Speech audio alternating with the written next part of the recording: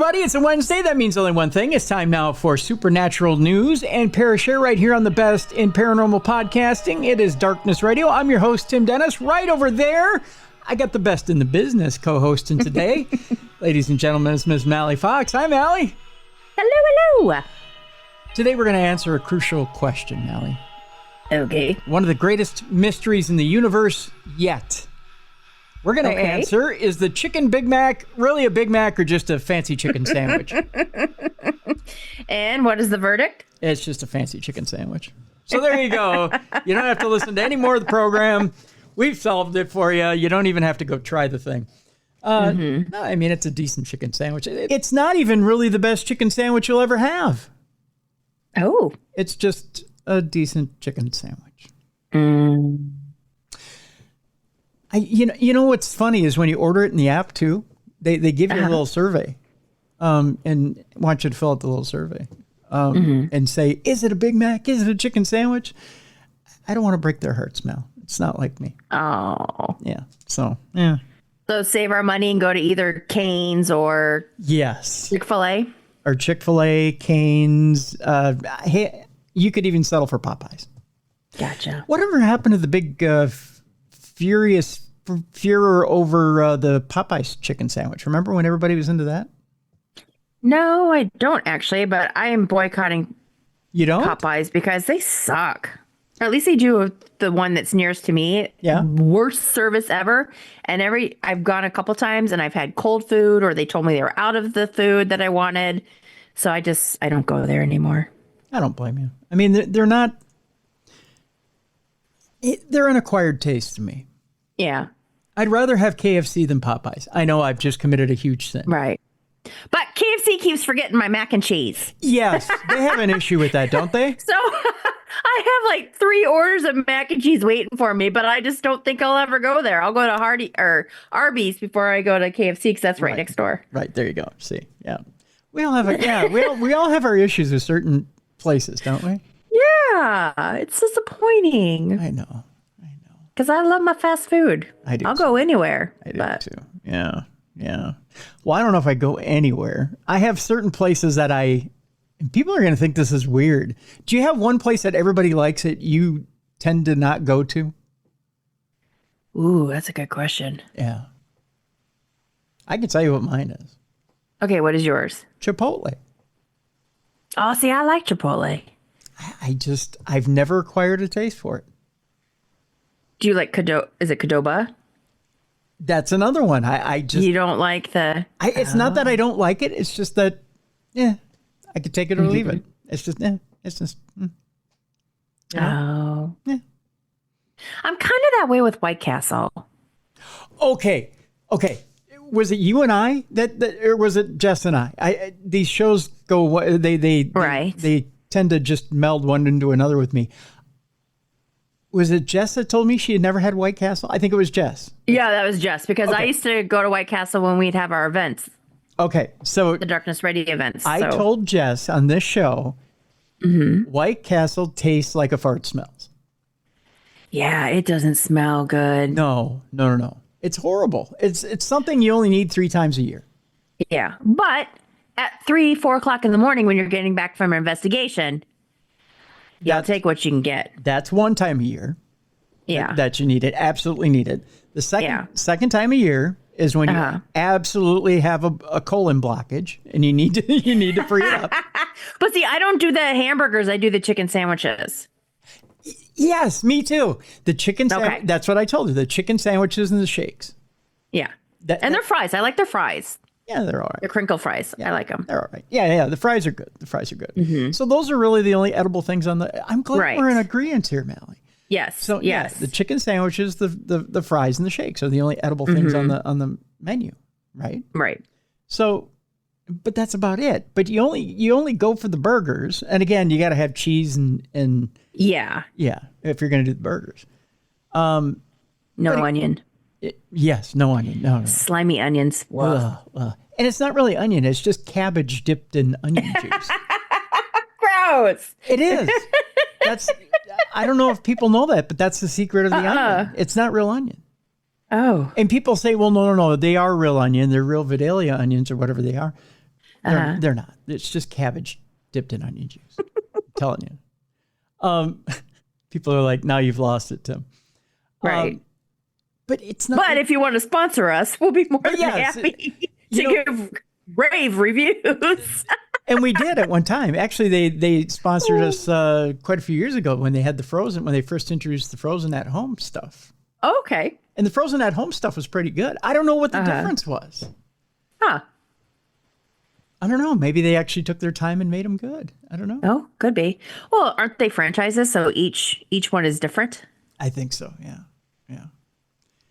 I don't know. Maybe it's because they fry over and over again in the same crap at the restaurant. You can taste it with the fries. Sometimes the oil's a little bit old. Yeah, and when you get the at-home frozen stuff, it tastes fresher. I don't know what it is, but the stuff at home is actually not too bad.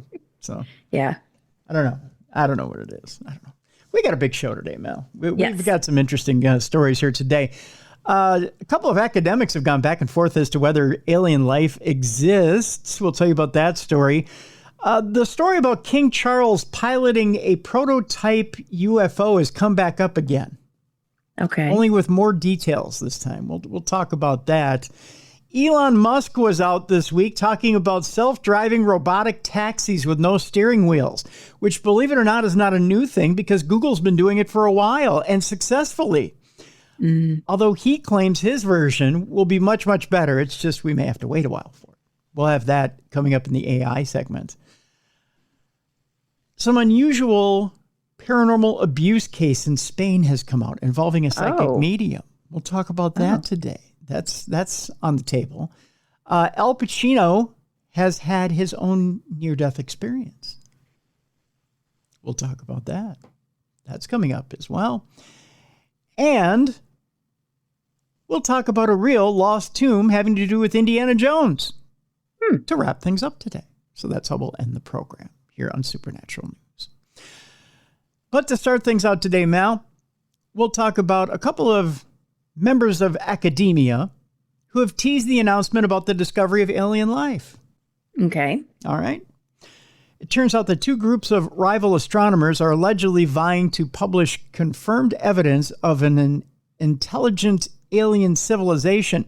Various news outlets this week have picked up on the story that British academic professor Simon Holland is claiming that an announcement about intelligent alien life is imminent.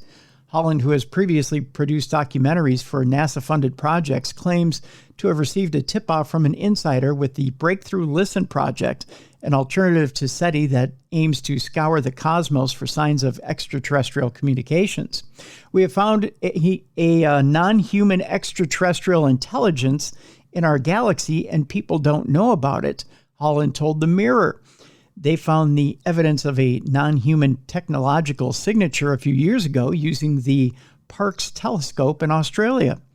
Holland maintains that a second group of astronomers in China have also discovered the same evidence and that there is now some sort of race behind the scenes to publish that information. This is breaking news as of yesterday, but the Chinese may be pipping them to the post with their FAST, or 500-meter aperture spherical telescope program, he said. It's the largest telescope in the world since Arecibo. The target object is reportedly something known as BLC-1, although it is unclear what it actually is. The signal, instead of being the giant buzz of everything in the universe that we hear through all the radio telescopes, was a narrow electromagnetic spectrum, he said.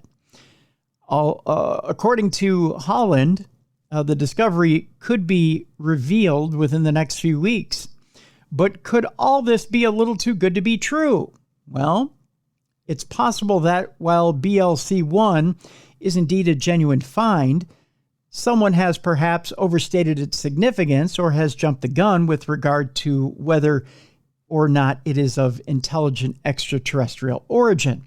Whatever the case, it will be interesting to see if such a discovery does get announced in the coming weeks. So if we had to put Vegas odds on it here, Mallie, two academic professors say, well, we think we might have found it through two different telescopes, but how soon before it's shot down by one government or the other? If you had to lay Vegas odds on it, what do you say odds are that this even sees the light of day. Oh, I say slim. Yeah. Yeah. You give it, 5 to 1, 10 to 1 odds that it even sees the light of day? I give it 10 to 1. I just don't see it happening. Yeah, I don't see it either. A lot of times we hear promising stuff when it comes to things like this, but I don't. I don't think we see anything promising about an actual sighting, especially through some high-powered telescope like that. Our next story has to do with rumors emerging of a secretive Pentagon UFO data retrieval program. Now, this one I always put my skeptical eye to because, yeah. It's known as the Immaculate Constellation. The program is so secret that the Pentagon won't acknowledge that it exists. With all the openness and talk of transparency with regard to the U.S. government's approach to UAPs in recent years, you would think that there wouldn't be any secretive, undisclosed programs left that we don't know about in some capacity. Now, however, rumors based on alleged whistleblower leaks have emerged regarding something called Immaculate Constellation, which is a highly secretive Pentagon program established in 2017 after 3 U.S. Navy videos of UAPs off the coast of the United States were leaked.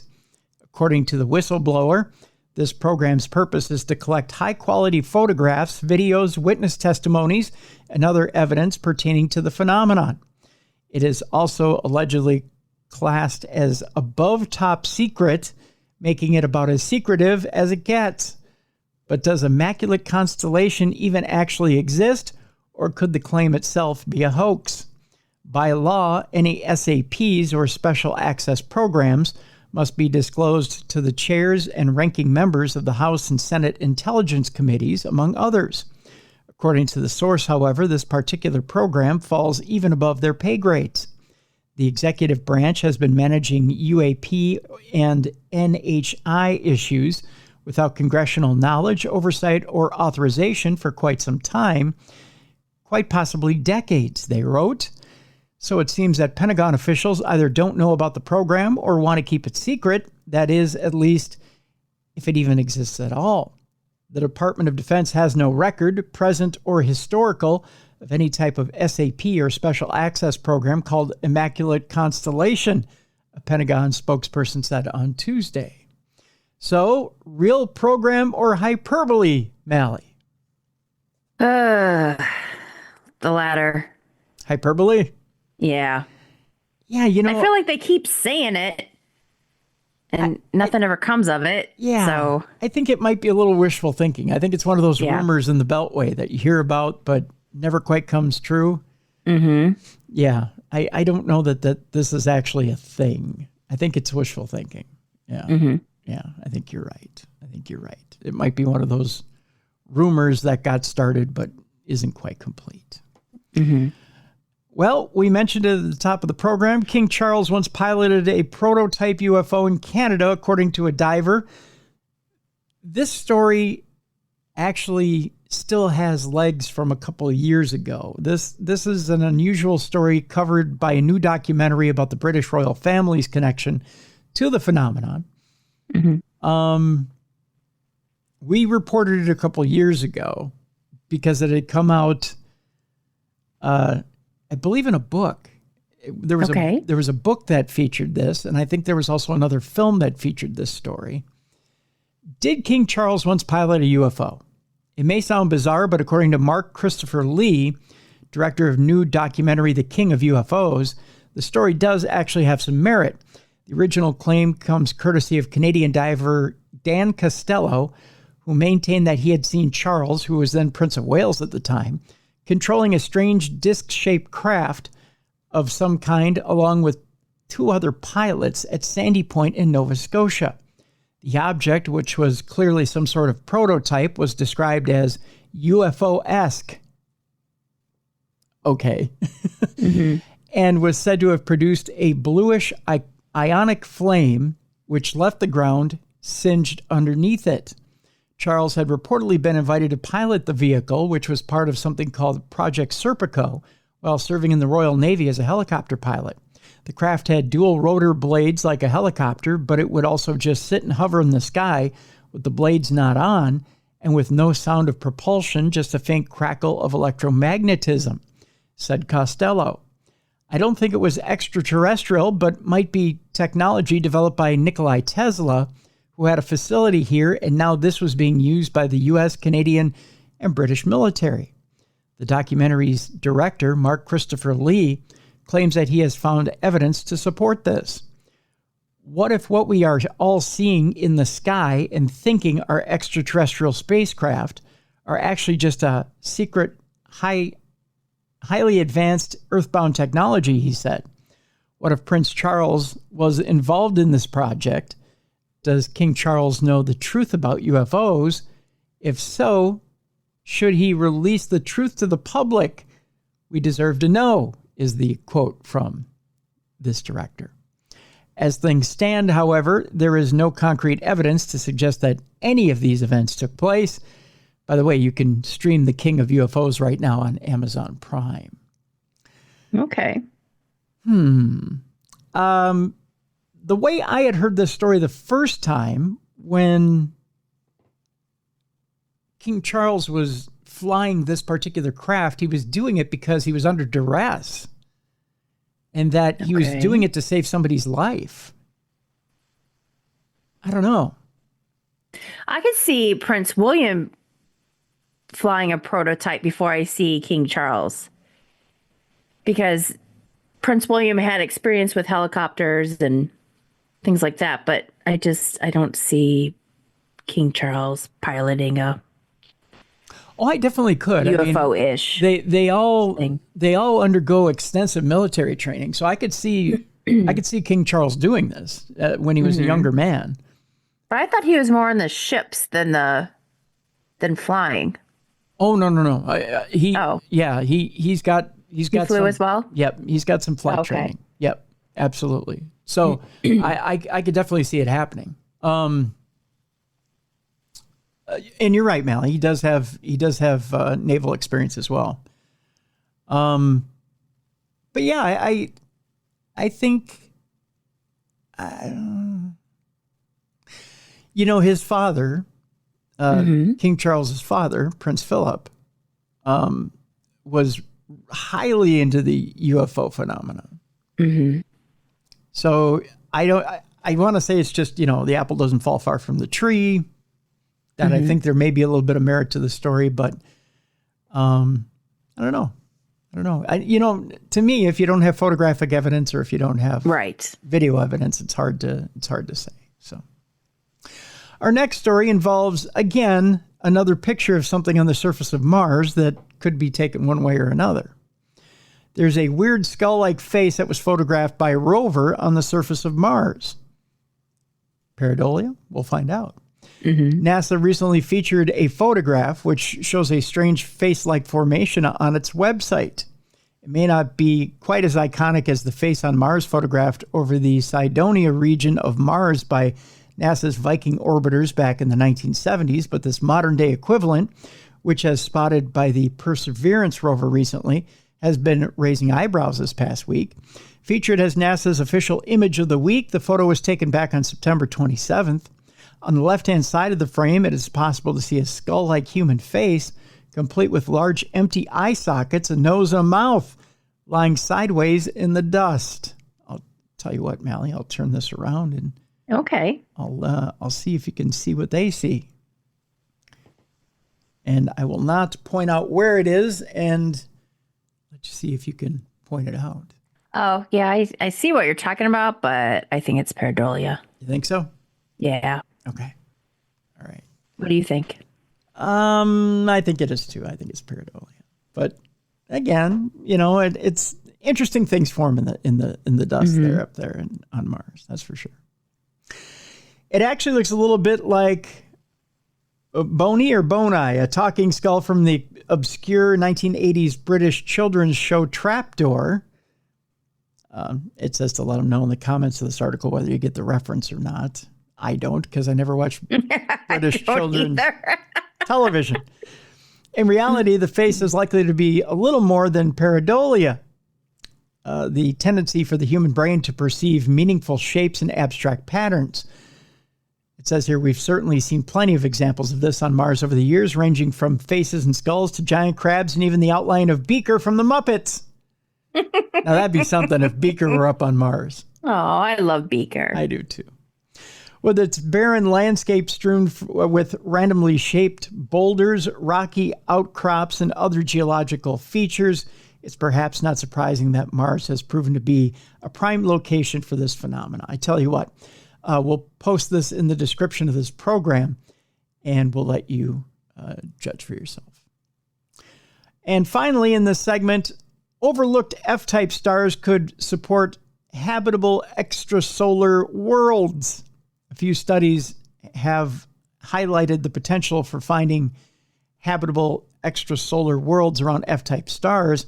When it comes to seeking out other planets suitable for life, astronomers tend to focus on rocky terrestrial worlds situated in their star's habitable or Goldilocks zone, the narrow region in which the temperature is just right for liquid water to exist on a planet's surface.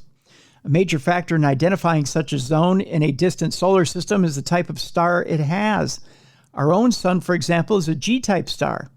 Oh, yeah, it's gangsta. But this is not the only type capable of supporting life. In a new study published by the Astrophysical Journal, scientists focused on studying an F-type star. I'm not going to tell you what type of star that is, Mallie. Just not.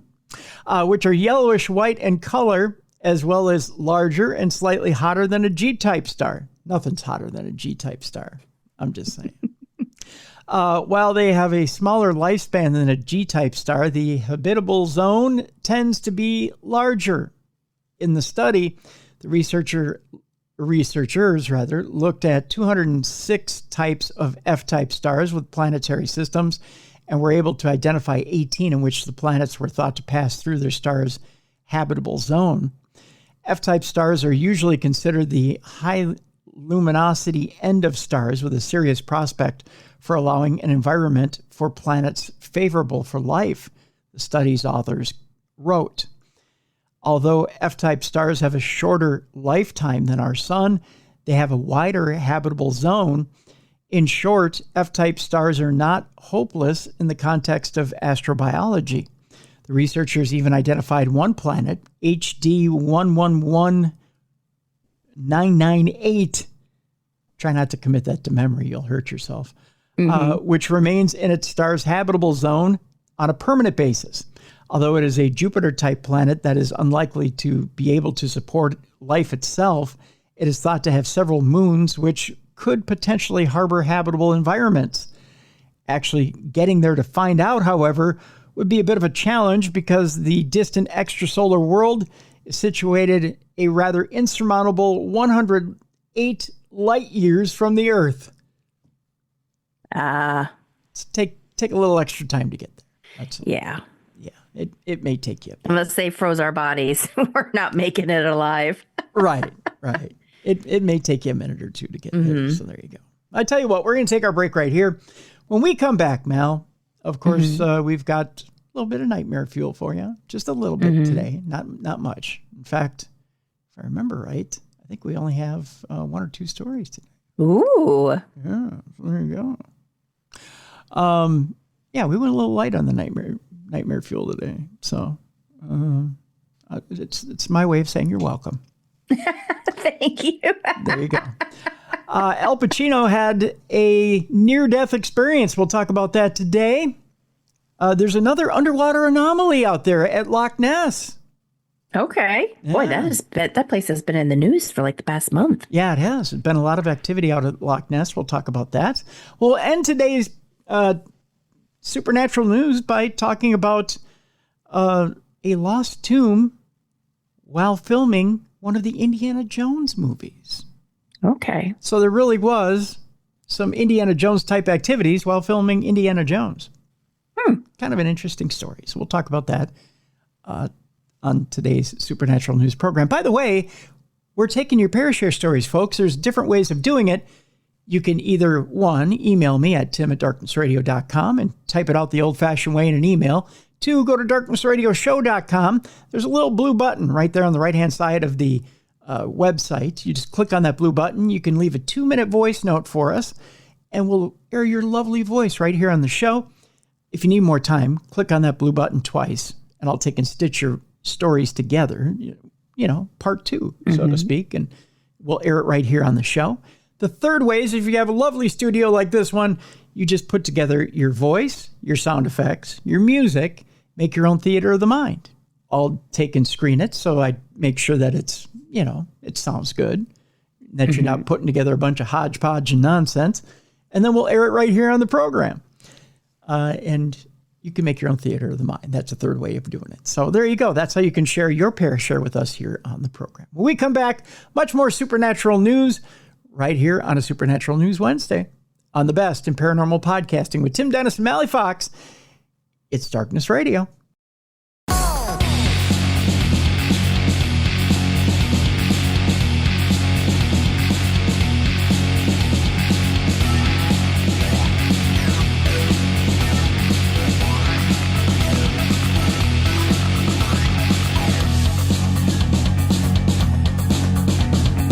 Welcome back to the best in paranormal podcasting. This is Darkness Radio on a Wednesday, Supernatural News Wednesday with Tim Dennis and Mallie Fox.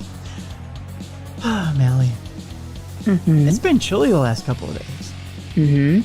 I'm liking it. I do too. The only problem is I'm finding my chippers don't like it. Yeah. We're getting close though. We're getting close to the time where they go Betty Bye. They go into torpor for the year. I'm finding they're a little spoiled. They've been holed up in the garage for the last couple of days since it's been chilly. You may ask how I know they're spoiled. They're requiring, let's just say, not waiter service, but they're requiring little dishes to be brought out to the garage so that they can come get their nuts. And something unusual, Mallie. I swear I had a DoorDash guy come up the other day with fresh nuts. And I didn't order them. Maybe. I didn't order them. Oh. It wasn't me. Oh, so like a listener ordered them for you? No, it wasn't a listener. Oh. I think one of them got a credit card. Stop. I don't know. They didn't say who ordered it, but right. Yeah. I don't know. I don't know. Strange. Yeah. But when you order, 5 pounds of almonds out of the blue. Right. I would never order 5 pounds of almonds. That's way too many. But boy, they're living up at high on the hog. Just nice warm garage. And who knows? I don't know. I think they're getting a little too spoiled. Or you know it, they're going to be ordering champagne. Yeah. Champagne and almonds and groupies. They'll probably have groupies. Before I know it, I'm going to have like a little ditty party going on in my garage. Wait, a what party? A ditty party. Diddy? Yeah, ditty party. My garage. I have to kick them all out. I have to call the sheriff. Yeah, that's crazy. Anyways, the good times are rolling in the garage, and oh no! See, when I said good times, and the minute I say good times, then AI comes in, and can't have good times with AI around. Although a ditty party really isn't a good time, is it? No, not unless you're ditty. Got that baby oil. Oh, that's the other thing that probably will end up coming in the next week or so with the chippers, the baby oil. When I see that, they're out of the garage. Right, That's right. for sure. Yeah. Time to vacate. That's right. Time to sell the house. Just saying. Well, Mallie, Elon Musk had big news this week. He unveiled a self-driving robotic taxi with no steering wheel. There's only one problem. It's been done before. Yeah. I don't trust those. Would you get in a taxi that had no driver? No. No? No, I've seen too many videos where it's, where, remember when like it was traffic was being directed by the cop and the car didn't know what to do? Oh, yeah. And the people are in the back seat like, it just, no. Nope. No, thank you. Well, the new vehicle is part of Tesla's effort to shift its focus towards robots and AI-based products. Revealed at an event at the Warner Brothers film lot in Burbank, California this week, the taxi named Cybercab, because we all know the Cybertruck worked real well, is entirely autonomous and doesn't have any manual steering controls at all. That's just asking for trouble. So you're in the back of this thing, and you say, well, we're headed to PetSmart because we're going to go get more nuts for the chippers, right? Mm-hmm. And you can't take it over if the thing's heading for a brick wall. Yeah. What do? Do you just jump out? It probably locks you in for safety measures, so you can't even jump out. Oh, good God. Its design is certainly futuristic, resembling a modern-day version of the DeLorean with a stainless steel exterior and gull-wing doors, as well as the ability to recharge wirelessly. Designed to carry 2 passengers, the vehicle will enter production within the next 3 years and will form part of Elon Musk's ongoing efforts to turn around the company's fortunes by focusing more on AI and robotics than standard electric cars. Musk himself maintains that autonomous vehicles have the potential to be up to 20 times safer than human-driven cars, as well as being far more effective and cost-effective in terms of cost per mile. Elon said, "This is a very big deal. It'll save lives, a lot of lives, and prevent injuries." Yeah, but think about those idiots that were doing the self-driving and they're sleeping while the car's driving and then they still crash. Right. There's always an exception. No, thank you. Tesla has always needed the human control. Yeah. Even in Teslas now, with self-driving features, it's always needed human control. Mm-hmm. In order for something like this to prevent injuries, however, its autonomous systems are going to need to be perfect. Otherwise, placing your life in the hands of a robot driver will be anything but safe. Because the Cybercab is entirely autonomous, it will need special regulatory approval in order to drive on public roads, a hurdle that will likely be quite challenging to overcome. Tesla is also hoping to bring its autonomous robot Optimus to market in the next few years, which will reportedly cost somewhere between $20,000 and $30,000. Do you feel any safer if you put Optimus in the front seat? No. Do you think it'll slow down for squirrels, or is it just going to run them over? I think it's evil. It'll run them over. Yeah. By the way, I was telling you right before the show that it's National Squirrel Month. Yes. Yeah. Does that make you speed up or slow down when you see one? I slow down. I do. And then I yell at it to move. I do too. Yeah. I'm not going to run it over. No, I don't. Nope. Either. Not even Arnold. I mean, by the way, did I tell you Arnold's gotten twice as big as the last time we saw him? No. He's as big as a deer now. Oh. And I'm chunker. Yeah, I'm not talking like a full-blown male deer. I'm talking like a small doe. He's like the size of a small doe. He's huge. Mm. I don't know what to do with him anymore. Thinking about putting a saddle on him and riding him into town. I mean, really, just to scare my enemies, if I have any. I mean, just be like, yeehaw, put a little cowboy hat on, a little lasso. I can't wear any 6-shooters into town. They'll take me down. But, I can have a lasso and a cowboy hat. Yeah, and the pantsless chaps. All of them are pantsless. That's the key. By the way, you can get them at Fleet Farm. Because if you can't get it at the Fleet, it ain't worth it. That's right. At the event, by the way, the firm also unveiled another autonomous vehicle called RoboVan for all you soccer moms out there who don't want to drive. Oh. Put your kids in the back of it, send them to soccer practice, and they'll die in a fiery crash. Just saying. Jeez. The RoboVan is a 20-passenger train-like vehicle designed to transport groups of people from one place to another. Not safely, but just to do it. Mm-hmm. Just saying. I don't know how I feel about the RoboVan either. Nope. By the way, I had mentioned before when I talked about reading this story, I saw a feature on the news that this has already been done. The cab is nothing new. Google has been doing it successfully for the last couple of years. Right. And there's no problem with the autonomous feature. They've had no crashes. They've had no issues. It seems like Tesla is the only one who has the issue with the autonomous feature. So why is it the autonomous feature is, and the issues with it are only a Tesla thing? How is it that Google has no problems with their autonomous feature?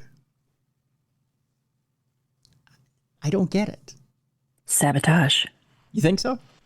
Mm-hmm. Someone's out to get Elon? Yep. That could be. But I find it curious that he's the only one who has the issue. Right. So there you go. There you go. Okay. And finally, our final story. Look at Mallie. I'm going easy on you today. Thank you. There you go. The other thing you don't want Tesla to take over is sex robots.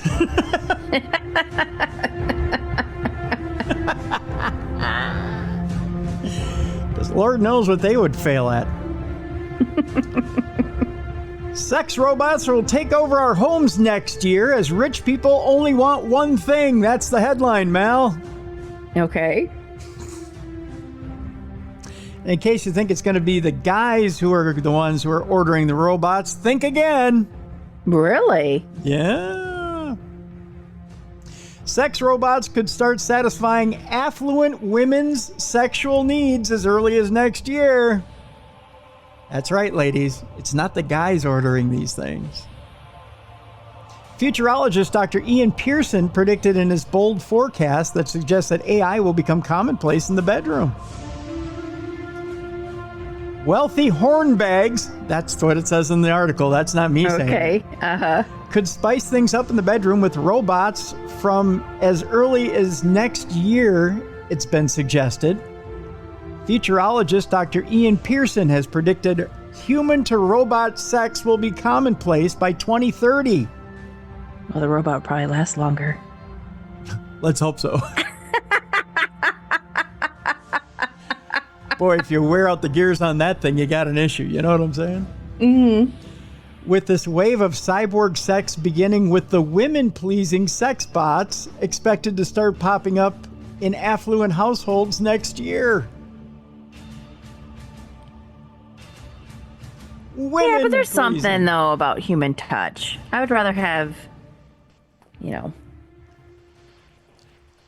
my husband than a robot. The first robot maker that comes up with the tongue that doesn't wear out is the one that's going to make $1 billion. Okay. Just saying. Mm-hmm. Don't you think? I'm just speculating. In his report, The Rise of the Robosexuals, by the way, that's the name of the next Terminator movie, too. Robosexual? The Rise of the Robosexuals. You watch. It's not going to be rated. It's going to be rated, what's the one that's under X? It's not PG-13. What's the one above that, Mallie? The one that's under R? No, the one that's under R. Oh, there's something 14, isn't there? PG-13? No. Yeah, it's above PG-13. Oh. What's the other one? It's the one that they may always make me show my ID and I say, are you kidding? Look at me. I've led a hard enough life. There's more than just PG-13 and rated R? Yeah. Isn't there another one? Well, let's Google it. Okay, you Google it. I'll read. Okay, yes. In his report, The Rise of the Robosexuals, Pearson predicts women will ditch men for robot lovers and that they could even fall in love with them. I find that hard to believe. Women would fall in love with robots? No. I don't think so. While this futuristic vision may seem far-fetched, the acceptance of sex toys and sex dolls, coupled with a growing sexual aid market, which welcomes AI developments, could see Pearson's forecast come true, reports News 18. Whoever News 18 is. The futurologist believes as a society we are not that far away from his vision, highlighting the relaxation of social norms around sex, which has seen sex toys become mainstream conversation topics. Pearson suggests that soon women engaging in robot sex will be like watching pornography. He also reckons that robot sex will become more commonplace than normal sex by 2050. Really? I can't buy it. A lot of people will still have did you find it? Yeah, but for movies, it's rated G, PG, PG-13, and rated R. But then for TV, you have TV Young, which is all children, TV Y7, which is older children, TV Y7 FV, then TV G, TV PG, TV 14, and TV A or TV MA for mature right. audience only. I thought that's all that I could find. I thought there was one between R and... Isn't there one between R and X? I guess not. Okay, maybe I'm dreaming. A lot of people will still have reservations about sex with robots at first, but gradually as they get used to them, what if you get stuck in a gear? I mean, come on. You're never going to get used to that.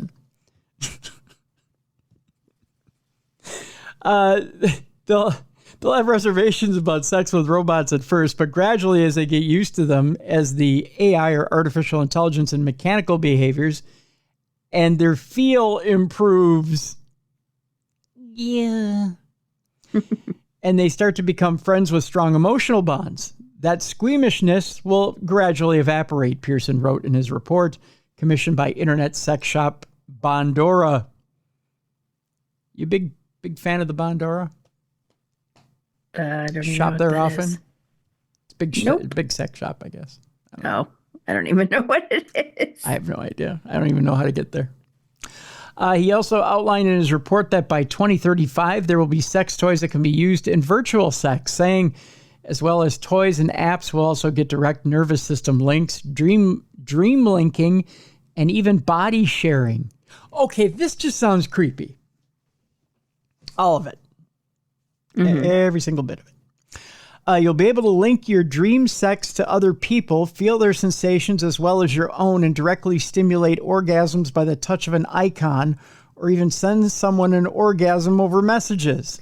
Nope, don't like that. What happened to flowers? Yeah. You know? Mm-hmm.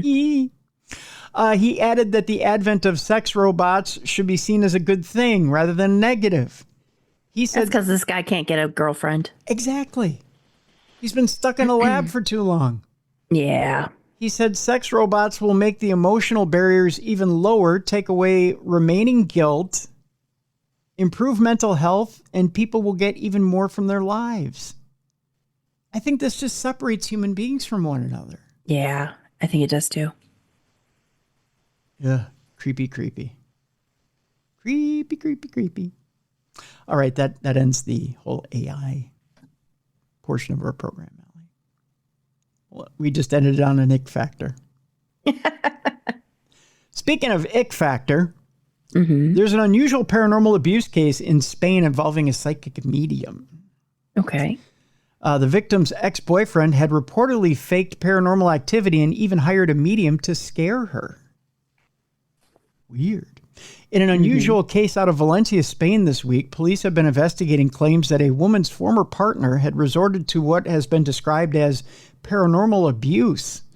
According to reports, a 41-year-old woman had been suffering at the hands of her ex-partner, who went as far as to hire a psychic medium solely to frighten her.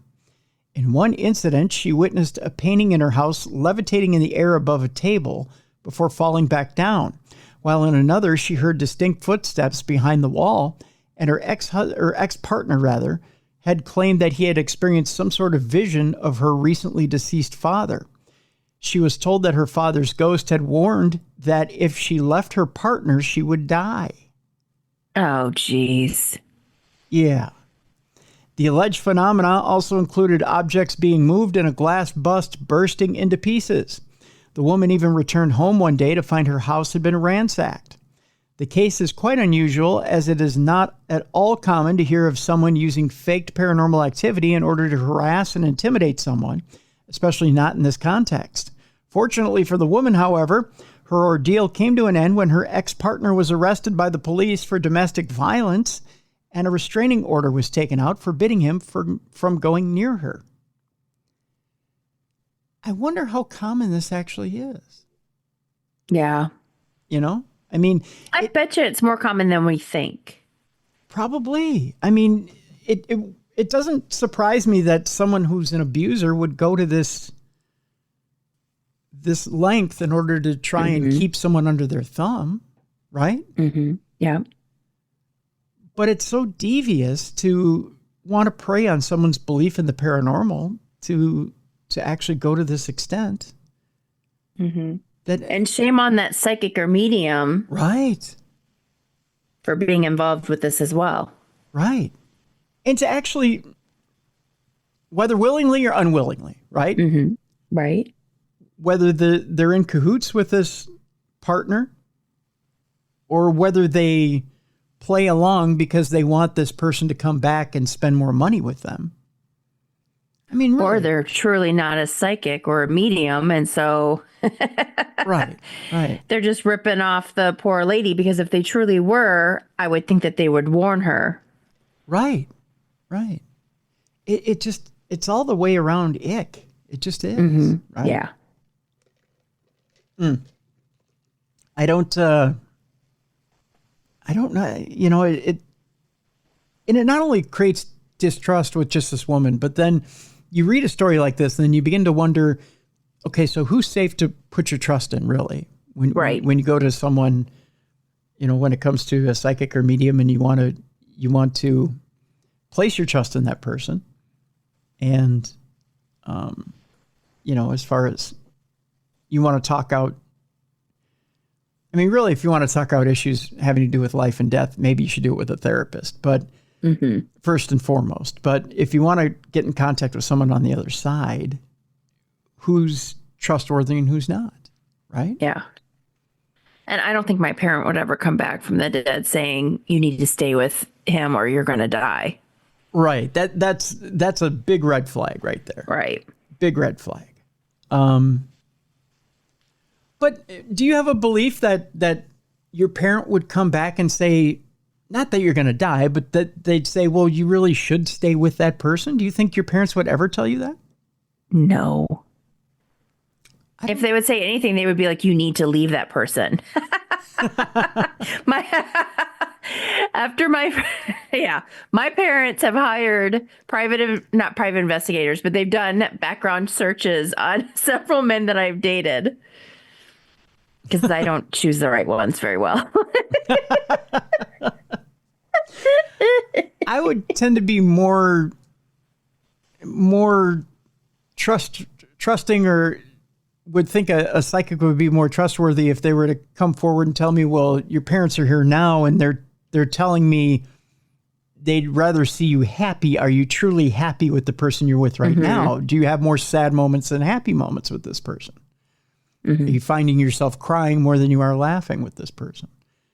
I would tend to think that a psychic would go into a more conciliatory mood or more of a therapist mode with this person at that particular time than they would saying, well, if you don't stay with this person, you're going to die. It sounds like they're in lockstep with the abuser, right? Yeah.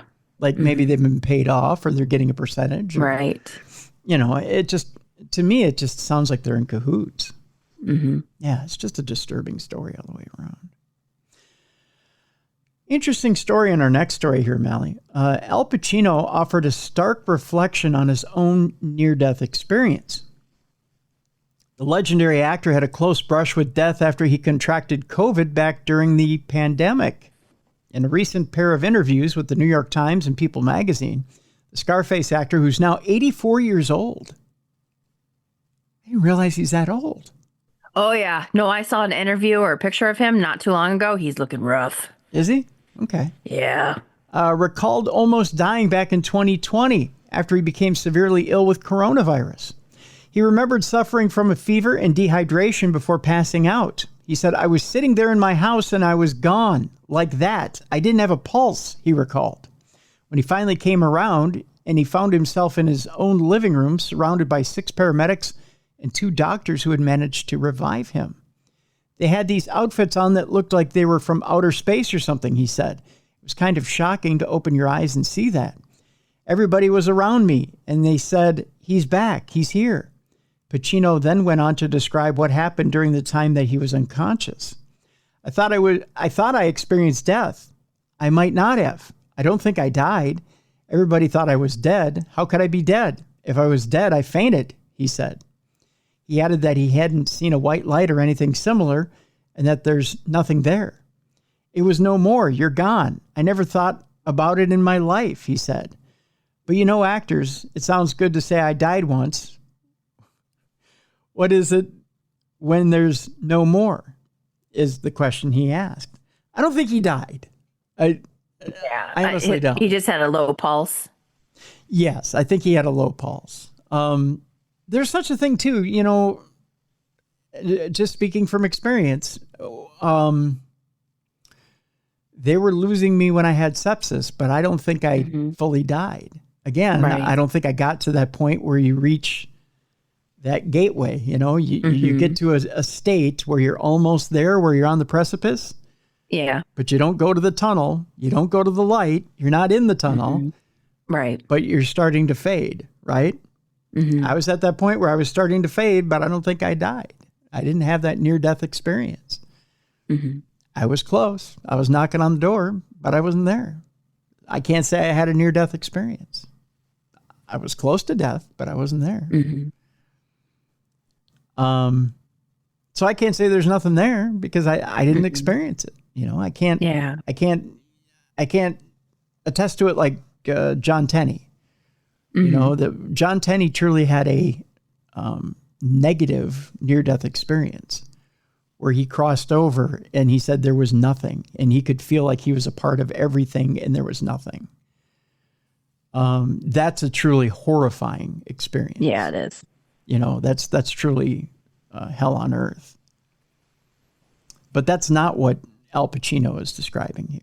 He just said there's nothing. In other words, he passed out. Well, we've all been there. We've all passed out at one time or another. I shouldn't say we all have, but there's a lot of us who have passed out. And if you're dehydrated, of course you pass out.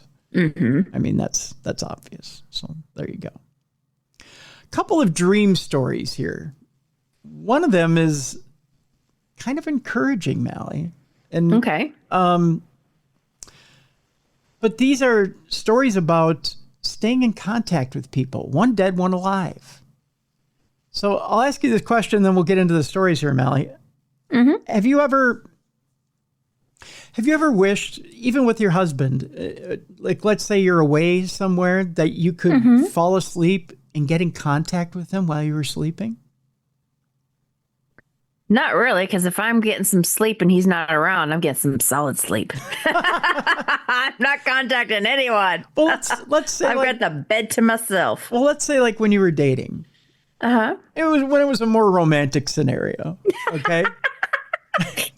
When you actually cared a lot about him. No, I'm kidding. But did you ever imagine or think, well, maybe if I could just reach out and see him in my dream or reach out and talk to him in my dream? Would that ever have been a scenario that would have interested you? To be honest, I don't think I've ever thought about it. No? I don't think I've ever thought about it. Interesting story coming up. Not this story, but the next story, because scientists might have found a way to contact somebody living in your dream. Okay. I mean, I've tried dead, like my deceased grandparents. You know, I wish that they would have contacted me in my dreams, but that's what this story is about. This next but not story. The living. Right. But there's both living and dead in the next couple of stories here. Okay. First one has to do with a lucid dreamer who used it to stay in contact with her dead grandfather. Pretty interesting story here. Lisa, it's not Lisa Ann, but Lisanne Valentine had just moved houses in New York and was feeling stressed when she met her dead grandfather in a dream for the first time. Valentine, who is 40 or was 40 at the time, is an actor and writer who had been a lucid dreamer, someone aware they're dreaming and can sometimes control what is happening her whole life. Practicing lucid dreaming has been central to spiritual practices such as Tibetan Buddhism, and the meeting with her grandfather started a spiritual awakening for Valentine. Valentine said she was feeling conflicted over her decision to live in a new area 4 years ago when her grandfather appeared to her. She said, when he came to me in the dream, he showed me the potential outcome of my decision to stay in the area. And everything looked positive at that point. The images appeared as symbols, and I relied on my feelings to interpret them. And we had a conversation, or conversations, plural, where I could hear him speak, but I couldn't see his mouth move. It almost felt like telepathy. She said that her grandfather appeared to her repeatedly in dreams and showed her different dream symbols to communicate with her. He showed her flowers, which Valentine took as an indication to stay the course of her decision to move and to explore her Puerto Rican heritage. She said, dream meaning has always been very big in my family, and everyone went to my grandfather. We called him Papito, rather, to help them determine the meaning. I learned a lot from him. If my grandfather presents flowers to me in a dream and the feeling I have around it is full of love and joy, then my association with receiving flowers as a gift is a beautiful symbol. I know something wonderful will happen based on what the symbol means to me and how I feel in the dream. Additionally, I write the dream right away upon awakening because in that state of presence, I will be able to honestly determine what the dream means to me. Since my grandfather's passing, I lean on that inner knowing. Other symbols are more ominous. She said, on the other hand, if someone is about to pass away, I receive different symbols that indicate when it might happen. This can be depressing, but it has helped my family be with loved ones before they passed. He helped me support my family when another family member was about to cross over. The dream about an imminent passing had cues that went beyond the dream. In this dream with my grandfather, he was in the kitchen cooking, and the food was ash. Okay, that's creepy. Mm-hmm. He then put his thumb on my forehead and turned away. I had an ominous feeling. When I woke, as I wrote the dream down, I realized Ash Wednesday was a few days away. I looked at my phone and got a notification that my great aunt had just entered hospice. And in that moment, I knew she would be transitioning on Ash Wednesday. Lucid dreams have been extensively studied by scientists, with one 2017 University of Adelaide study suggesting that techniques such as regularly checking if you are dreaming and waking after 5 hours can help to induce lucid dreams. The scientists found a 17% success rate in inducing lucid dreams among a volunteer group. Valentine says she had been having lucid dreams since she was 8 years old, and prior to her grandfather's death had a dream which was a premonition. She said, I once dreamt I was giving a speech on a stage. I became aware that I was on stage wearing black. The place was beautiful, but it felt sad to me. I didn't like it. A year later, as I gave my grandfather's eulogy, I had deja vu on that stage. It was the moment in my dream. Her dream experience persuaded her to explore her Puerto Rican heritage. She says her grandfather was a curandero, or shaman. She said Puerto Rican culture is a blend of European, African, and indigenous Taino influences. Many of our traditions were blended and hidden over time, yet the practices endured. Every Saturday at my family's house, I learned from my mother, grandfather, his mother, and his grandmother, all of whom were curanderos or curanderas. She says, my dream meeting with my grandfather gave me more confidence to embrace the opportunities that were manifesting in my life because the overall trajectory felt positive. While I couldn't foresee every detail of what happened, I knew with certainty that moving forward with was the right decision for me, and it had proven to be so. It even led me to become a spiritual coach, which I hadn't considered before. She has since had other dreams where she had been contacted by the dead, including one where she was in an otherworldly oasis where she heard a familiar voice of a friend's mother who had passed away. She said, I heard her voice clearly as she gently reassured me that she was happy, just resting. Later relayed that message to her family. In another dream, she said she met a taxi driver who she believes might have been God. No. God's driving taxi, evidently, on the other side. Valentine says that her key to lucid dreaming is to not force anything and to have no expectations about what will happen. She advises not drinking alcohol and practicing mindful activities such as meditating during the day. She says, I've been lucid dreaming since I was little. It comes naturally to me, but other people have had to train this skill set, she said. To practice lucid dreaming, try this. Place a glass of water beside your bed. Before falling asleep, look at the glass and decide that you will encounter it in your dream. Once asleep, observe whether the glass appears in your dream. If it does, drink the water and note the sensation. This exercise can help you realize that you can manipulate your dream environment, bringing you closer to regular lucid dreaming. Remember, mastering this skill takes time and patience. I try this at least 3 times. Valentine says that people she speaks to often fear that they might not return from lucid dreams, and it's key to conquer this fear. To enter the lucid dream state. She said, decide that you will always return.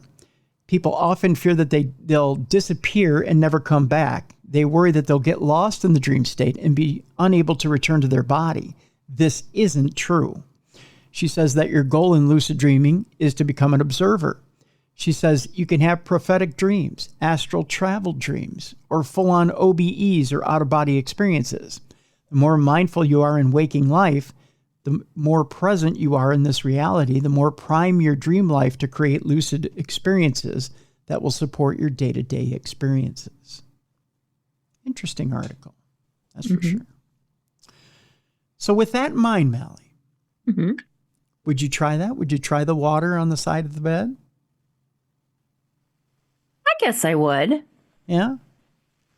See if you can produce more lucid dreams and see if maybe you could contact somebody on the other side. Yeah, but then a part of me is like, I want to contact my grandparents, but do I want to contact anybody else? I don't know. Do you think it would? Do you think it would spiral out of hand for you? I think that I might be opening up something that I don't want to open. With the stuff that goes on in my house, I just don't want to. That's fair. I mean, once you're right. Once you kind of open that Pandora's box, there's no. I mean, you open it, right? I mean, right.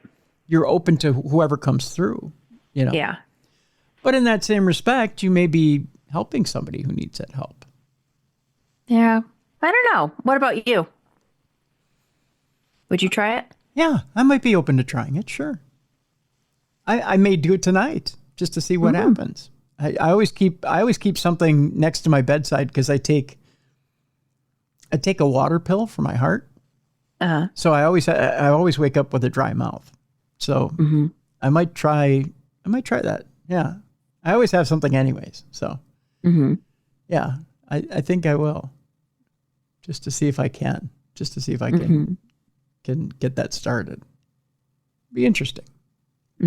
Definitely interesting.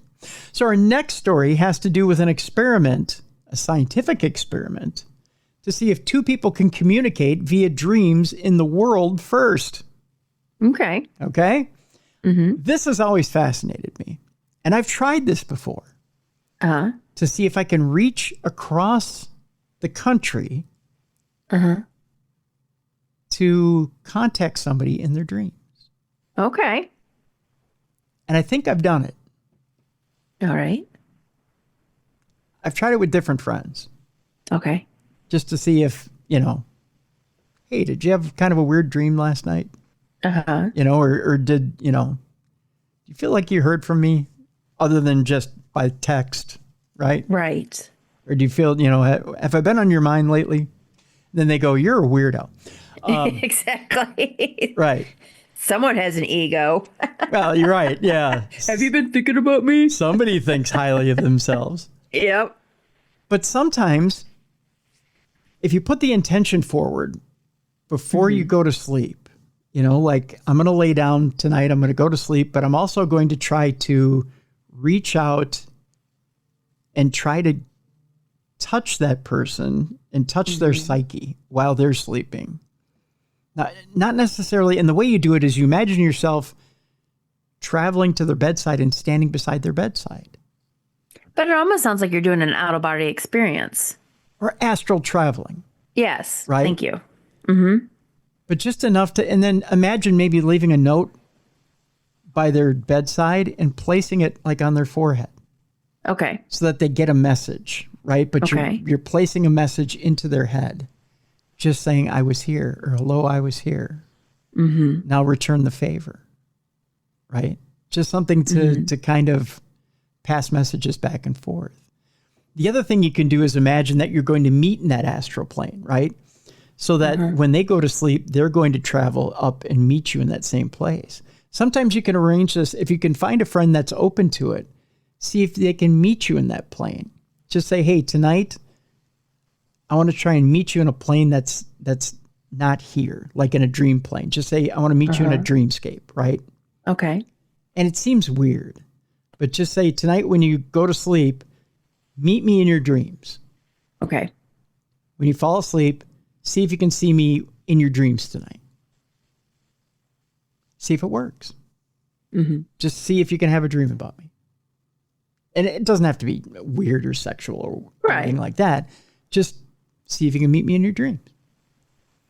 You'd be surprised. Sometimes when you go to sleep with somebody on your mind, it manifests and you actually meet somebody there. That's kind of what this neurotechnology firm is doing. They claim to have achieved the first ever instance of dream-based communication. Now, according to reports, California-based startup REM Space, which has been developing technology to enhance or induce lucid dreaming, has for the first time ever achieved two-way communication between two sleeping individuals through the medium of dreams. Interesting stuff. So it has to be both parties in agreement. You can't just go stalk like someone famous. Right. And they have no idea who you are, and you just show up next to the bedside. Yeah, I'm not gonna. Okay. I'm not gonna show up in Janet Jackson's dreams tomorrow. All right. It's not. Although I wish I would. It's not gonna happen that way, Mallie. She actually has to know who I am first. Gotcha. Darn it. While the specific details of the equipment used have not been revealed, the experiment reportedly saw the two participants communicate from separate homes while hooked up to a purpose-built apparatus that included computer servers, Wi-Fi, and some sort of unspecified sensing equipment, which makes some sense. I get that they weren't unaided when they did this, right? Yesterday, communicating in dreams seemed like science fiction, said CEO Michael Raduga. Tomorrow, it will be so common that we won't be able to imagine our lives without this technology, he went on to say. This opens the door to countless commercial applications, reshaping how we think about communication and interaction in the dream world. As things stand, the results of the experiment have yet to be independently verified, but if true, the ability to communicate over distances in dreams would certainly be revolutionary. The firm's research center on lucid dreaming, which is a form of dreaming where the experiencer is able to control what's happening, almost like participating in an interactive movie. Being able to induce this on demand is a major part of what REM Space is trying to achieve. I'd be interested in seeing how it works. I think it'd be kind of cool. But yes, it has to be two people who agree on the scenario. Gotcha. So, yeah, there you go. Let's switch it up to some cryptid stuff. You want to? Sure. Okay. We were mentioning earlier in the program that another underwater anomaly has been detected in Loch Ness. And by the same way it was last week, by underwater radar. A Loch Ness research vehicle has picked up significant underwater presence in the depths of the loch just a few days after seasoned Loch Ness skipper Sean Sloggy captured a strange underwater object on his sonar. The Loch Ness Center's Deep Scan cruise vessel has reported the detection of a peculiar underwater anomaly that nobody has been able to explain. The vessel, which is equipped with sophisticated radar technology, picked up something strange approximately 200 meters beneath the surface between Urquhart Castle and Fort Augustus back on October 3rd. The fact that the two anomalies have been detected in Loch Ness within the space of a week makes this an intriguing find indeed. These radar readings have raised many questions about what lurks in the depths of Loch Ness, said Loch Ness Center General Manager Nagina Ishak. Our deep scan cruise has consistently aimed to deepen our understanding of the loch's ecosystem. And this finding shows that there are still many unknowns about the loch. We are currently working with Loch Ness researchers to conduct further analysis of these readings, which hopefully mark a major milestone in the search for Nessie. There's a video attached to this as well. So I tell you what, I'm going to post this in the description of the show as well, so you can actually sit and watch the video. The video is a little intriguing. Again, I don't want to play it here for the sake of audio or cheat one video or audio one way or the other. So I'll place this in the description of the show so you can go and watch it for yourself. Elsewhere in cryptid news, there's a chilling video that captures Bigfoot noises in Kentucky in the woods and a spate of unexplained sightings. So I got to just get your opinion here as someone who's come from Kentucky. Right. Have you ever heard Bigfoot sounds out there? No, I haven't. That was very Justin Timberlake of you. No, I haven't. Oh. When he does the Robin Gibb deal. I mean, because like when we do our reunions, we are out in the woods, but you're out in the sticks, huh? Oh yeah. Yeah. But old farmhouse. But I've never heard Bigfoot noises. No. Have you ever heard Bigfoot noises anywhere else? No. I would like to go on a hunt for Bigfoot, though. I would think that would be cool. I do too. Honestly, I wanted to go to Eric Altman's deal when he had it back in September, but didn't get a chance to make the arrangement to go out. I hear it was a great event. Where was it at? What state? It was out in Pennsylvania. Okay. Yeah, he had it out in Pennsylvania, and he had a lot of different cryptozoological experts out there. And it was a lot of good stuff out there.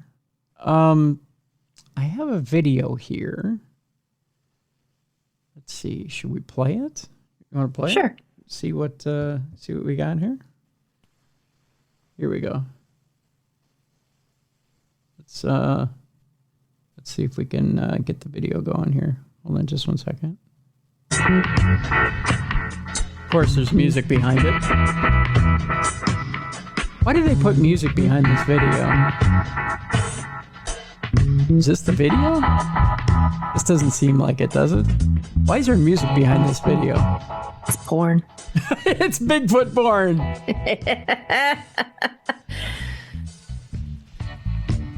I don't think... What's worse is when they do the music like super loud so you can't even hear. Yeah. Hold on a second. That can't be the right video, can it? Hold on a second here. Let's play this. Let's play this other video that's here. Hold on. Okay, here's the other video that's here. Hold on a second here. Yeah, because that other video couldn't have been it. That you're right. That sounded like Bigfoot porn. Let's see here. Why are we not getting the video? See, every time we try to do this. First we get Bigfoot porn music, then we get nothing at all. Bigfoot doesn't want to agree with us here. Well, I'll just read the story here. This thing doesn't want to seem to fire off. The minute I decide to read the story, it'll fire off. You watch. Bigfoot investigator has shared incredible new audio of what he believes are sounds made by the mysterious beast as it roams the woods in Kentucky. For over 3 decades, 57-year-old Charlie Raymond, who's a Florida native, has meticulously documented nearly 700 sightings of the elusive creature in his new home state of Kentucky. He went on to establish the Kentucky Bigfoot Research Organization after college, and the calls have flooded in ever since. Speaking exclusively to dailymail.com, he said, I would spend sometimes 2 hours on the phone where people would thank me for listening because their own families did not believe them, he said. And that's when I realized there's something to this. While Raymond predominantly focuses on analyzing other people's Bigfoot reports, he has also collected his own recordings of mysterious sounds in the forest near where he lives in Pine Ridge. In one clip, a loud whooping sound can be heard, which Raymond claims is identical to renowned recordings captured by researcher Ron Moorhead in the Sierra Nevada mountains. It's an exact match and not human. These whoops are almost 50 years apart and over 4,000 miles away, he said. Raymond said he has been fascinated by Bigfoot ever since he was a child, fueled by bedtime stories of the skunk ape and the iconic Patterson-Gimlin film, and now that has been transformed into a decades-long career. He said the biggest challenge when reviewing the numerous eyewitness accounts is distinguishing between real sightings and false identifications, as well as verifying the credibility of the witnesses. He described how he uses various techniques to eliminate bogus reports, including checking the report that it's consistent with their initial email or call, looking at the area's history of sightings, and comparing the detail with other witness descriptions. If I have doubt, I throw it out, he said. As an investigative researcher, it is a death sentence to be associated with hoaxes or liars, so I'm very cautious if I suspect it is not true, Raymond said. You know what else I'm cautious of? Playing videos that don't want to start. Mm-hmm. Just saying, yeah. It's a little inside joke there, Mel. Specific physical details like he also went on to explain how he uses open-ended questions to gather details, descriptions from witnesses, focusing on physical characteristics. Specific physical details like a flat face and wide shoulders help rule out bears or other wildlife. The description that intrigues Raymond the most is when a witness describes seeing something human-like. Verified footprints, hair samples, and tracks that have been collected over the years help provide compelling evidence supporting the existence of Bigfoot. In fact, casts of Bigfoot tracks made by Thomas Shea in northern Kentucky have been verified by experts like Dr. Jeff Meldrum, a leading academic in the pursuit of Bigfoot at Idaho State University. However, the lack of definitive DNA comparison is a sticking point. We don't have a body, and the world is not going to accept this until we have a body, and I don't want to kill one, he said. That's probably a good philosophy. Don't kill the guy, right?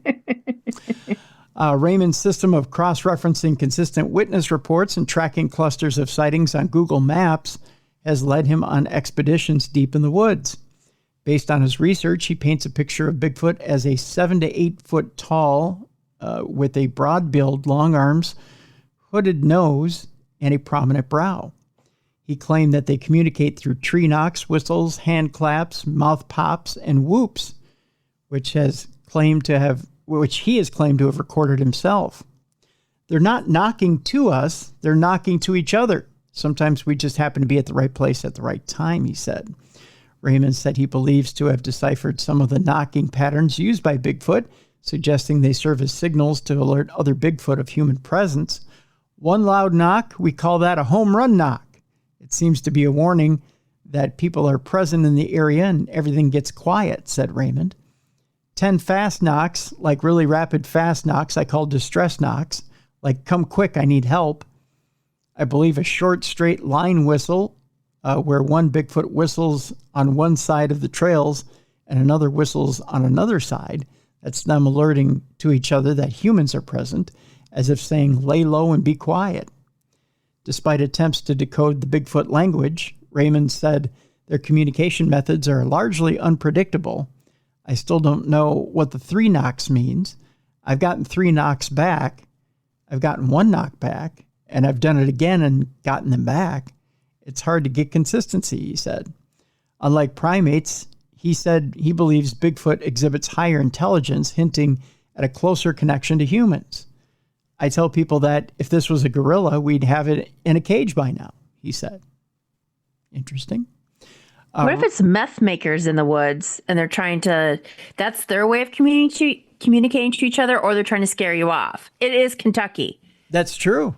If you're in the woods, the deep woods, the hills of Kentucky, you've got meth makers out there. That's right. You do. Yeah. You got a lot of drug runners. Yeah. Mm-hmm. That's a good point. Raymond also observes regional variations in Bigfoot temperament. Well, some reports depict aggressive behavior. Kentucky's Bigfoot population generally seems friendly, he claimed. Those are the friendly meth makers, too. Mm-hmm. Or moonshiners or what. I'm not saying everyone is a meth maker. I'm just saying. Sure. Out in the middle of the woods, you've got some people that are doing that. That's right. He shared the story of Howdy, which is a Kentucky Bigfoot known for waving, which he said was possibly a learned behavior from human interaction. Howdy was seen in the 60s, and he walked out of the tree line. He raised his arm up as to wave, as if to say howdy, he said. The behavior of raising up an arm as if waving has been observed by multiple individuals, including 2 teenagers who had no prior knowledge of Bigfoot or Howdy in 2011. In another instance, a young boy told Raymond he saw a Bigfoot wave while he was camping with his father, Illinois, suggesting that this behavior is not learned from local folklore stories. However, Raymond said he does not believe it is the same Sasquatch. They don't migrate, said Raymond. From my data, we see the same physical descriptions, the same behaviors over decades, and we think Howdy, because of the descriptions of behavior, stays in those couple counties in Kentucky. We do find nests which are large, are usually pine needles, impressions usually tucked away under some trees or some down, but they don't stay long. Raymond's passion for Bigfoot extends beyond data collection to personal encounters. One chilling experience occurred during a hike with a landowner in Kentucky, where he claimed they received clear responses during a tree knocking experiment. His friend noticed that the response originated further down the ravine, suggesting a possible Bigfoot was following them. I find it hard to believe a random person was out there in the woods in freezing cold rain following us and decided to knock back to us, he said. Another encounter involved a fallen tree after someone tried to communicate with the Bigfoot, highlighting their territorial nature. One team member heard growls, so he responded with a deep, threatening growl. Immediately, a tree fell right in front of us, said Raymond. Yes, trees fall, but there was no wind that night. Okay. I don't know that a Bigfoot's pushing a tree over on me either, right? Mm-hmm. We brought it out. We went and found the tree the next day, and it was green, meaning it was green, meaning it was alive. For aspiring Bigfoot researchers, Raymond suggested thermal imagers and high-sensitivity audio equipment. He emphasized acting naturally like a casual camper to avoid scaring them off. They want to watch us. We are their TV. We're in their living room. We're their entertainment, says Raymond. As long as we go out, we're non-threatening. We play music, we cook food, we camp. They will come observe us. Then we will try the knocks and whoops and whistles and stuff to communicate with them. But you cannot go with camo and flashlights and guns. They know what hunters do, and they will take off. But of all the wooded areas in North America, why would Bigfoot set up shop in Kentucky? It takes 2 things to have a sighting. It takes a Bigfoot and it takes a witness, he said. In Kentucky, we live in their backyards. We live right with them, side by side, in these hills and hollers, so we tend to have a lot of reports. Ultimately, Raymond says he believes Bigfoot's intelligence and adaptability are key to their elusiveness. They've adapted over thousands of years to elude us, to evade us, and they have far better senses than us, he said. However, despite these 3 decades to dedicated pursuit, Raymond has yet to see a Bigfoot, though this has in no way dimmed his passion for the research. That's what excites me, is adding all this stuff up, and that's why I'm a believer, not a knower, he said. Everything is speculation based on years of experience that I've gathered. Well, it sounds like Raymond's got quite the Bigfoot racket going on there in Kentucky. That's for sure. I tell you what, I'll post this one as well in the description of the show so you can try and play the video that I couldn't play. Because it's a little bit of a difficult one. So there you go. Got one last story here, Mel, for the day. Okie doke. And it's an interesting one. We're all, in one way or another, somewhat fans of Indiana Jones, depending on which movie you're talking about, whether it be Raiders of the Lost Ark, even up to that last movie that Disney released. I don't know, were you a fan of the last Indiana Jones movie? I did not watch it. You didn't watch it? Nope. What was your, okay, I got to know. What stopped you from watching it? I'm just not an Indiana Jones fan. Really? Yeah, I mean, I've seen like the first one. I think I saw the second one, but it's just not my cup of tea. Not your cup of tea. Okay. We found the one.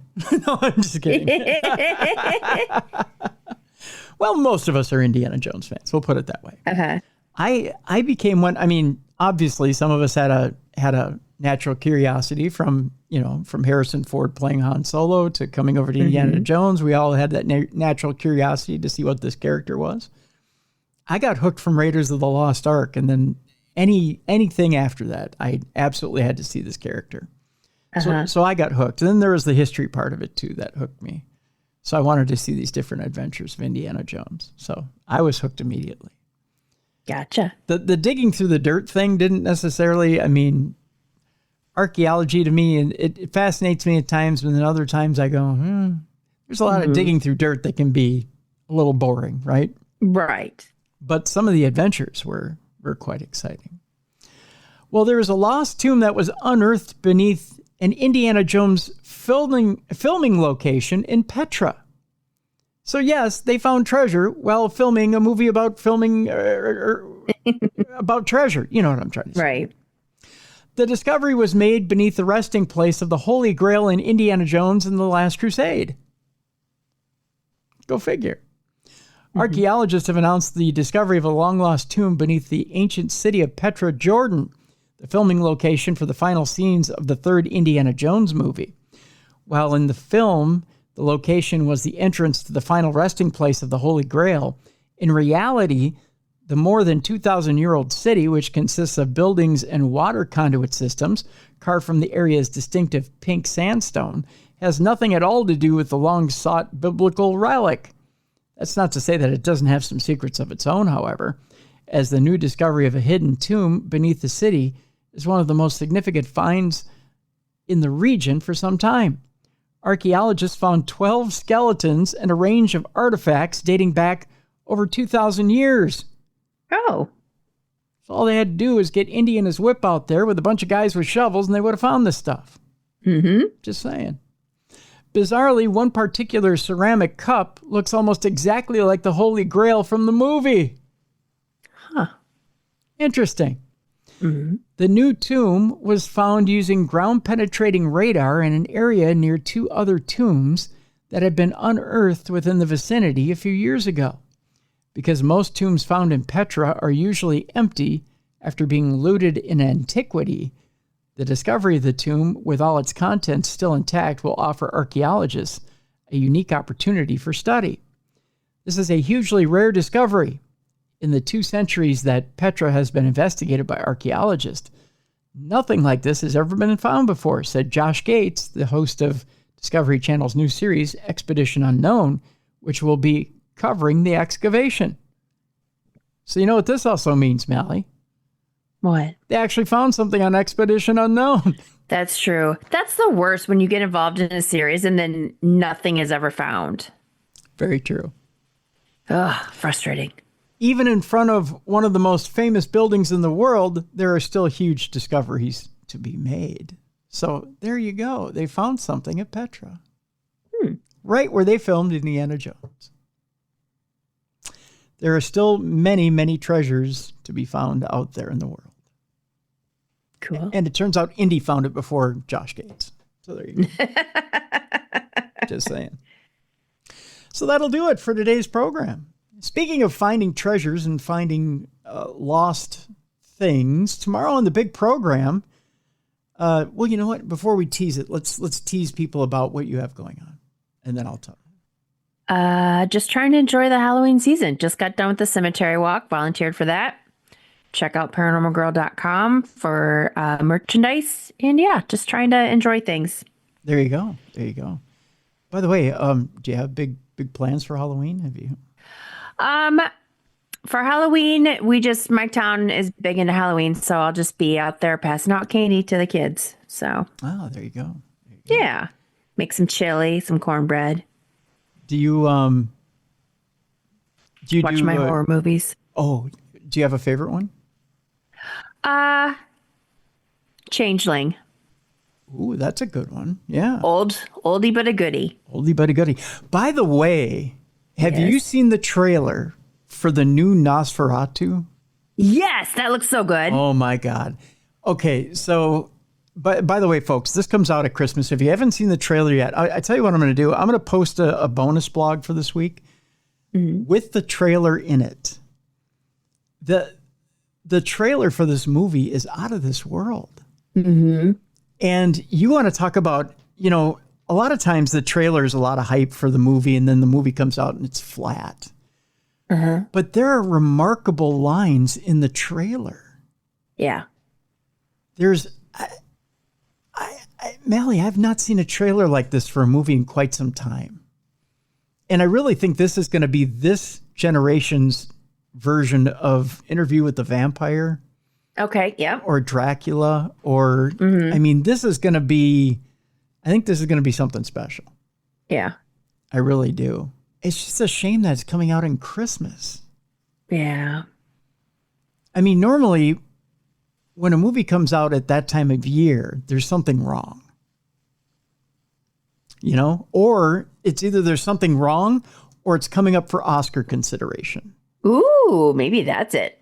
This movie could be that good. So I'm hoping it's the latter. Yeah. That this movie is that good because it's got Willem Dafoe in it. Yes. And if it's He got, always gets into his character. right. And if it's got Willem Dafoe in it, and notice they haven't given you in both the teaser trailer and in the first full-length trailer, they haven't given you a hint as to what the monster looks like. Right. Not a hint, which is good. So I'm hoping that this is going to pay off. Hey, did you by chance see the new Salem's Lot? I have not yet. I've heard. I thought it was okay. I've heard that people just say, oh, it's okay. Yeah, I mean it was entertaining because the original scared the crap out of me when I was a kid. Yeah. But I was entertained. I have Max, and I've been watching I've been head over heels for the new Penguin series. Oh, that's next on my list to watch. Yeah, you got it. There's 4 episodes out now, and I think it's either 6 or 8 that are coming out. Yeah. But it's really. I usually wait for more of them to come out because I'm such a binger that I have a hard time waiting each week. So I like to wait a little bit and then you're gonna want to watch it. Spend my afternoon watching. It's worth the wait. It really is worth the wait. Yeah. In fact, the anticipation makes it that much better. I think. Yeah. It's that good. In fact, it's, I hate to say this, but Matt Reeves is so good, and the people he surrounds himself with, the filmmakers he surrounds himself with, are so good. And this is a perfect companion piece to that Batman world that he set up. Okay. And they announced this past week the release date for Batman 2 with the shiny vampire kid, which I didn't initially when they said that he was going to be Batman. I cringed so hard. Then the movie came out and I went, all right, he's not bad. Yeah. But I love the characters surrounding him. I really did think that Matt Reeves did an amazing job building that world. I really did like that movie. I liked the Batman. I thought it was a good movie. I cringed a little bit when Sparkly Vampire Kid was Bruce Wayne. Right. I was like, I didn't know if I liked that. I didn't like that part of it, but I loved the world. I thought the entire world was amazing. I thought Matt Reeves did an excellent job.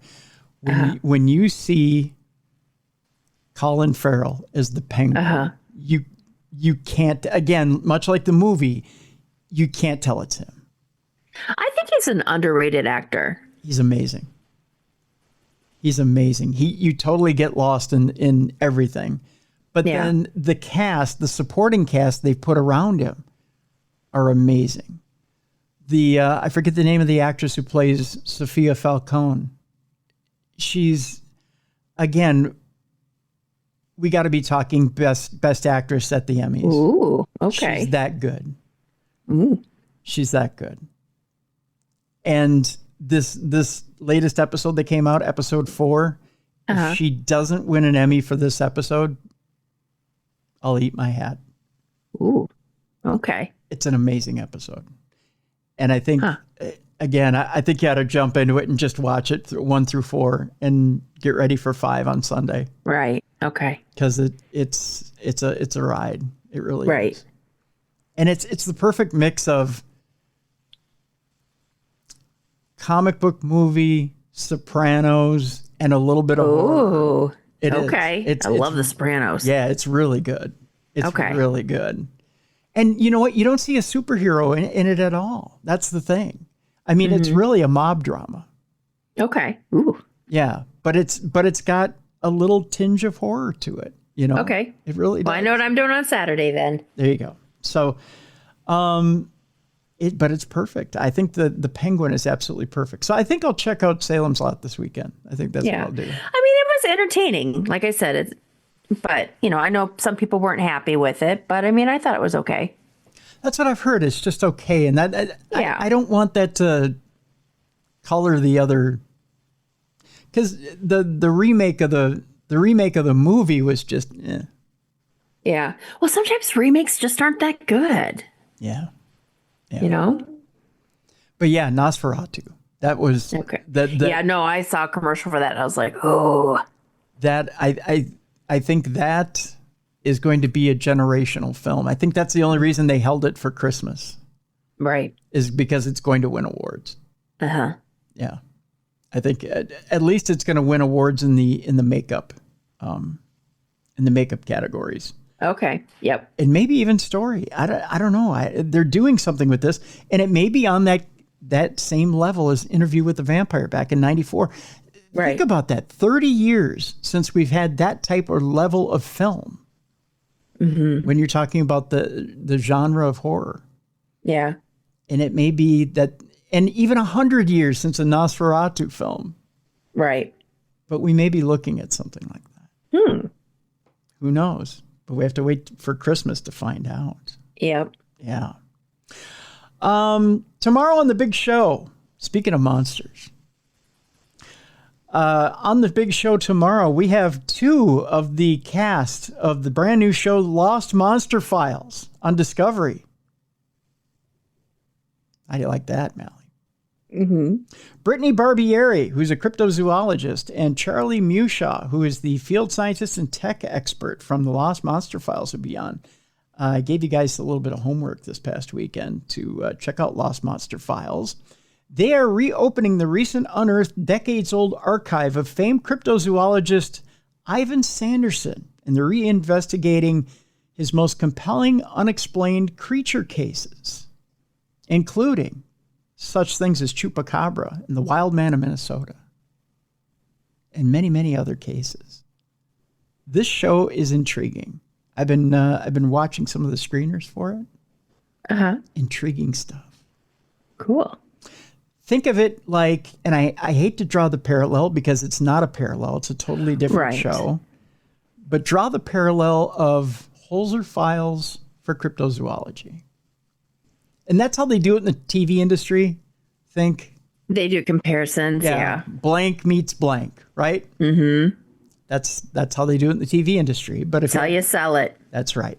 But if you have to draw that parallel, draw that parallel.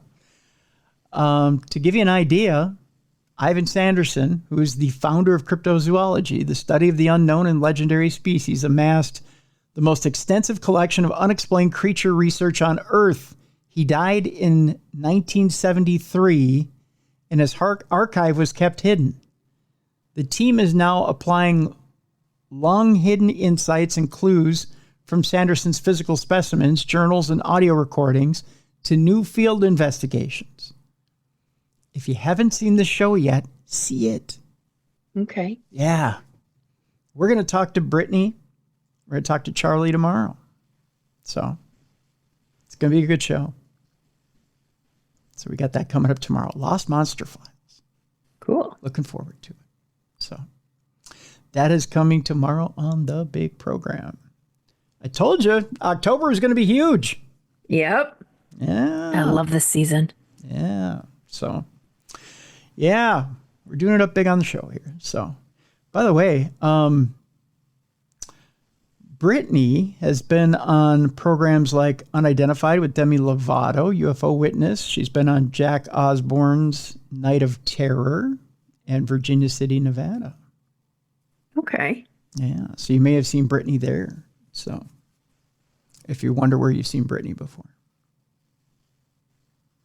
So, and Charlie is the host of Arcane Carolinas, which is a podcast dedicated to exploring the folklore, legends, and modern weird tales of the Carolinas backgrounds.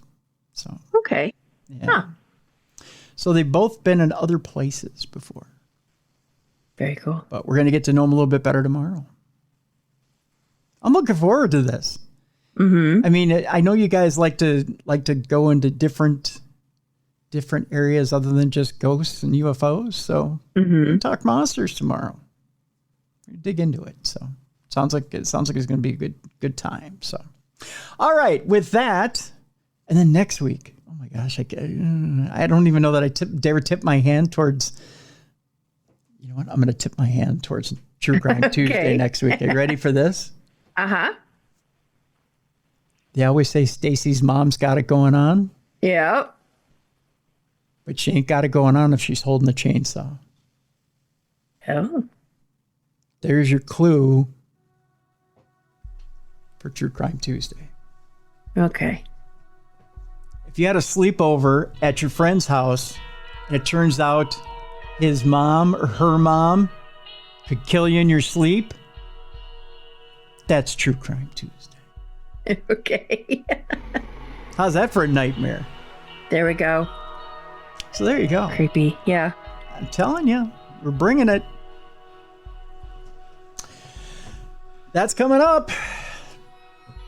I'm telling you, I'm finding new and exciting stuff here for October. I like it. So there you go. All right, so that's going to do it for today. For Mallie Fox, I'm Tim Dennis. Again, if you like what you're hearing, give us a nice 5-star review wherever you're hearing the program. We'll see you tomorrow for Lost Monster Files right here on the best in paranormal podcasting. This is Darkness Radio.